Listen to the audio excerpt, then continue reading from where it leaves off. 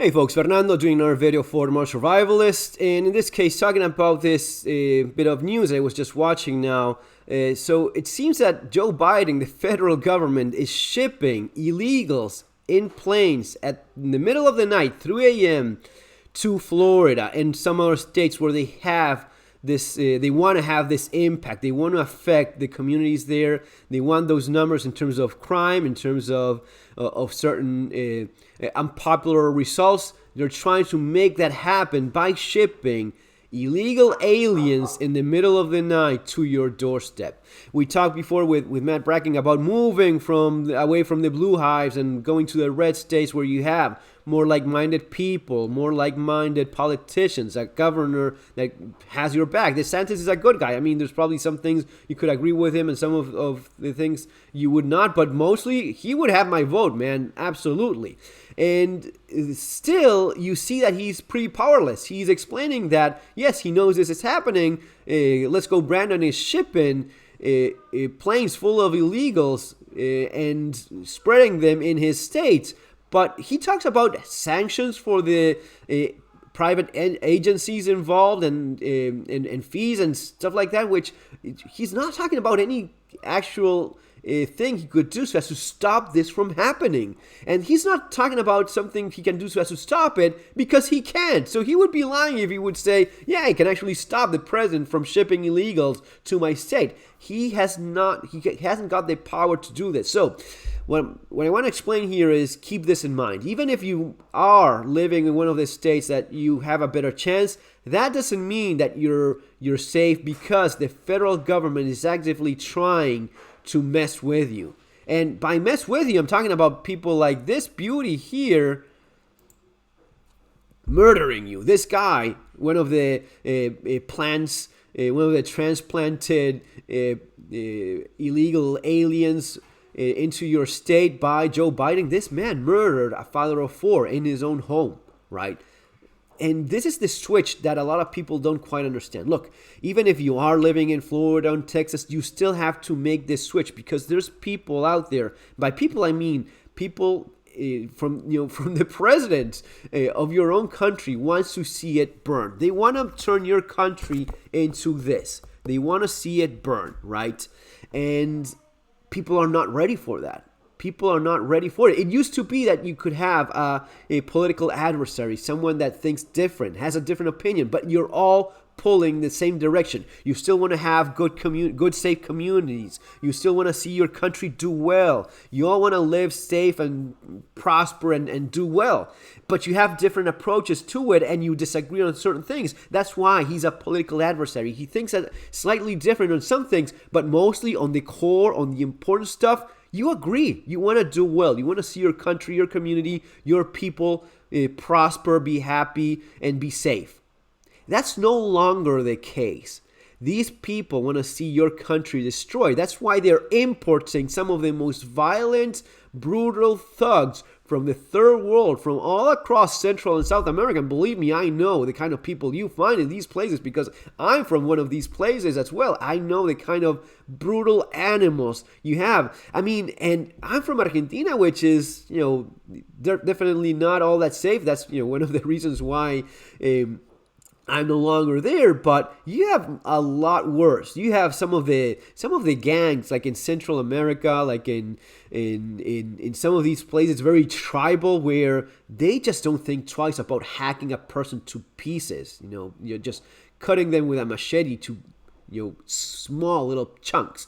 These people they just work on a different level. And if you are from a nice developed first world country, even and I'm not talking about your Karen. I'm talking about a guy that maybe is involved in defensive shooting. He likes guns. Even guys that have served in the military, they don't know how brutal these people can be. They're still gonna be surprised by, why is this guy trying to slaughter me and murder me? I've never even seen him before. All of a sudden, that switch. I'm telling you, there's people that, cops or folks that serve in the military, many of these people will be surprised by the random, what would be for them a random act of brutal violence like this. So you're living in Florida, you're living in Texas, you're having a good life, and all of a sudden this guy breaks into your house and he's not even asking for anything. He's just going for your neck. He's just stabbing you in the back without you ever seeing him.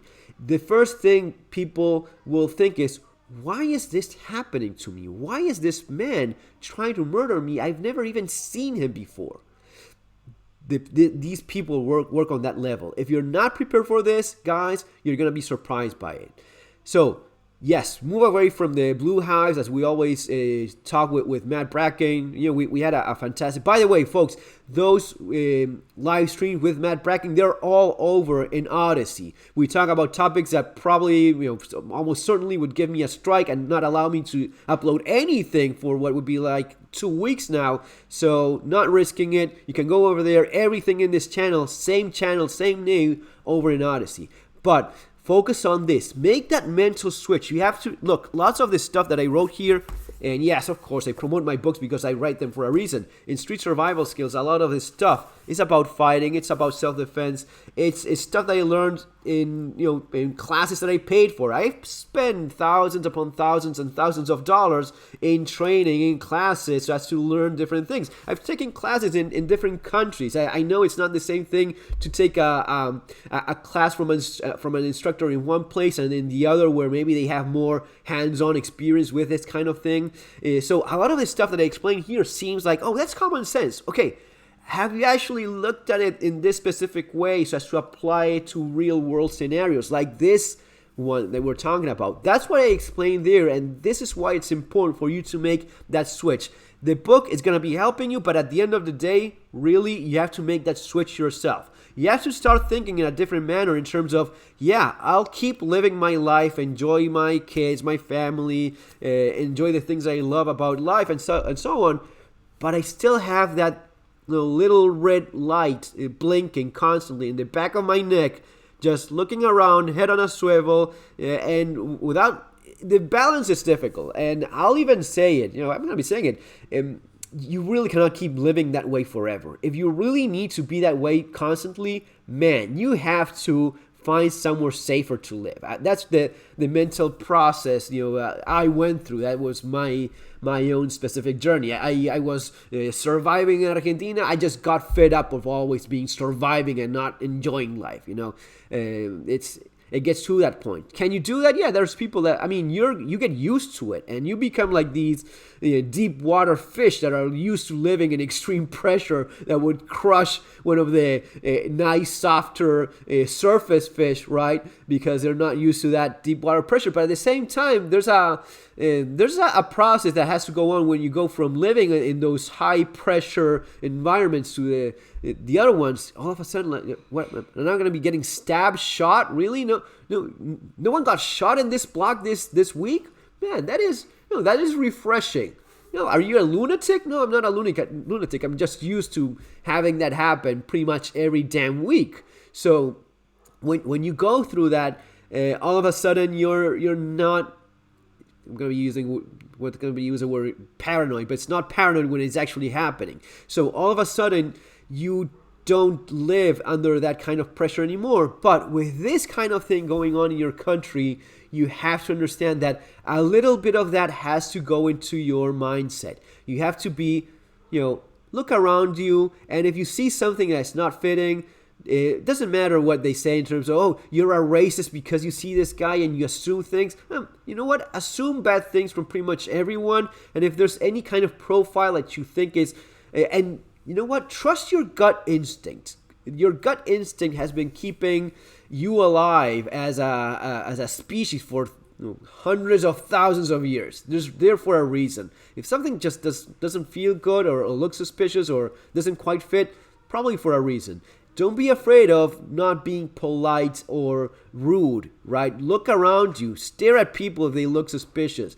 These are all things that you've been brainwashed into removing from your mentality, but you need to reincorporate them so as to be safe. Guys, that's gonna be all for now. It is bad. When you have a president doing that. When I saw this clip, I was really surprised. Have a president that is active. Having a president that is actively shipping planes full of violent thugs to different states so as to make them worse. Being the president of the damn country, that is a bad position to be in. That's serious. That's no joke. See you in the next video, folks. Have an awesome day. Take care.